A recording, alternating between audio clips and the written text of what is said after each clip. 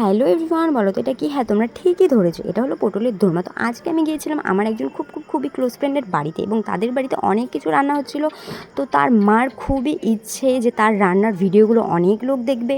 তো জানো, এটা সবারই ইচ্ছে থাকে, এবং তিনি কিন্তু খুব সুস্বাদু রান্না করে, এবং তার ইচ্ছে যে তার একটি ফেসবুক পেজ হবে, তার রান্নার ভিডিও সেখানে তিনি পোস্ট করবে। কিন্তু তিনি যেহেতু অতটা মোবাইল টোবাইল চালাতে পারে না, তো তার জন্য আমি আজকে গিয়ে তার তার রান্নাগুলো ভিডিও করেছি। উনি কিন্তু খুব খুশি ছিল আমি যেগুলো ভিডিও করছিলাম। তো আমি ভাবছি আমার ফেসবুক পেজে খালি এটা আমি আজকে পোস্ট করব, কিন্তু আমি সম্পূর্ণ ভিডিওটা দেবো না। তো ওনাকে আমি মেনশন করে দেবো। ওনার একটি নতুন ফেসবুক পেজ খোলা হয়েছে, তো তোমরা যদি চাও ওনাকে প্লিজ একটু ফলো করে দিও এবং ওনার ভিডিওগুলোতে লাইক করে দিও। ওনার ইচ্ছেটা তোমরা পূরণ করো।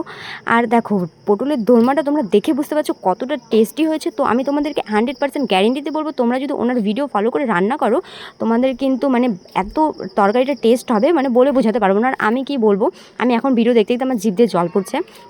আজকে কিন্তু অনেক কিছু বানানো হয়েছিল, ডাল, পটলের দোরমা এবং চিচিঙ্গা দিয়ে মাছের তরকারি, যেগুলো আমি বাড়িতে খাই না কোনো দিনই। পটলটাও আমি পছন্দ করি না, কিন্তু এখানে আজকে খেয়েছি, আমার এত ভালো লেগেছে। আর পটলের দোরমার ভেতরে যে পুরটি ছিল, পুর যে বানানো হয়েছে, ওটা এত টেস্ট ছিল, তোমাদেরকে কি বলবো। আর উনি সব কিছুই খুবই সুন্দর রান্না করে। তো তোমরা যদি চাও তাহলে কিন্তু তোমরা অবশ্যই তাকে একটু সাপোর্ট করতেই পারো এবং তার ভিডিওগুলো ফলো করতে পারো। তো আজকের ভিডিওটা কেমন লাগলো অবশ্যই জানাবে। বাই।